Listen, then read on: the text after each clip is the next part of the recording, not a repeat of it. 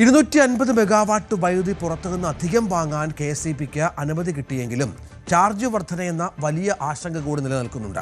ഒരു യൂണിറ്റിന് 10 രൂപ വരെ നൽകി വാങ്ങാമെന്ന നിർദ്ദേശമാണ് റെഗുലേറ്ററി കമ്മീഷൻ നൽകിയിട്ടുള്ളത്. നിലവിലെ സ്ലാബുകളിൽ മാറ്റം വരുത്തേണ്ടി വരുന്ന സാഹചര്യമുണ്ടായത് കറണ്ട് ബില്ല് ഇരട്ടടിയാകുമെന്നത് ഉറപ്പാണ്. സാരംഗ് പങ്കുവെക്കുന്നു വിവരങ്ങൾ. സാരംഗ്, കഴിഞ്ഞ ദിവസമൊക്കെ കേരളത്തിൽ റെക്കോർഡ് വൈദ്യുതി ഉപയോഗമാണ്. കേരളത്തിൽ മാത്രമല്ല, രാജ്യമൊട്ടാകെ വൈദ്യുതി ഉപയോഗത്തിൽ കാര്യമായ വർധനവ് സംഭവിച്ചിട്ടുണ്ട്. പക്ഷേ കേരളത്തിൽ നിരവധി പ്രതിസന്ധികളുണ്ട്. നമ്മുടെ ഡാമുകളിലെ ജലനിരപ്പിൻ്റെ പ്രശ്നം ഒരു പ്രധാനമാണ്. കൂടുതൽ ഡാമുകളിൽ നിന്ന് വൈദ്യുതി ഉൽപ്പാദിപ്പിക്കുക എന്നുള്ളത് ഇപ്പോൾ പ്രായോഗികമല്ല. 30% മാത്രമാണ് വെള്ളമുള്ളത് എന്ന കണക്കുണ്ട്. മറുവശത്താകട്ടെ കൂടിയ വിലയ്ക്ക് വൈദ്യുതി വാങ്ങേണ്ട അവസ്ഥയുണ്ടാകും. മറ്റൊന്ന്, സംസ്ഥാനമെമ്പാടും പൊതുജനങ്ങൾക്കിടയിൽ ഉണ്ടാകുന്ന രോഷമാണ് പവർ കട്ടുമായി ബന്ധപ്പെട്ട്. അപ്രഖ്യാപിത പവർ കട്ട്, നേരത്തെ അറിയിക്കാതെയുള്ള കാര്യങ്ങളൊക്കെ സംഭവിക്കുന്നു. അങ്ങനെ നിരവധി പ്രതിസന്ധികളിലൂടെയാണ് KSEB കടന്നു പോകുന്നത്.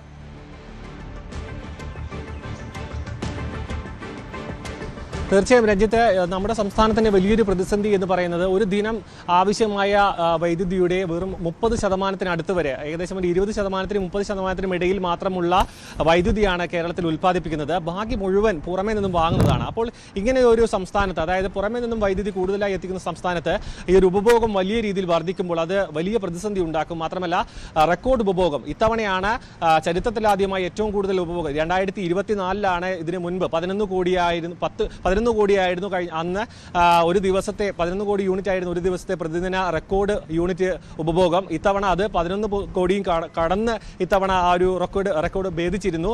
അതുതന്നെയാണ് വലിയ രീതിയിലുള്ള പ്രതിസന്ധി ഉണ്ടാക്കുന്നത്. മാത്രമല്ല, 6300 മെഗാവാട്ടാണ് പീക്ക് സമയങ്ങളിൽ KSEBിക്ക് താങ്ങാൻ കഴിയുന്ന ഉപഭോഗ നിരക്ക്. അതിനപ്പുറത്തേക്ക് ഉപഭോഗം പോവുകയാണെന്നുണ്ടെങ്കിൽ ഈ സംവിധാനങ്ങൾ താറുമാറാകാനുള്ള, കേടുവരാനുള്ള സാധ്യതയുണ്ട്.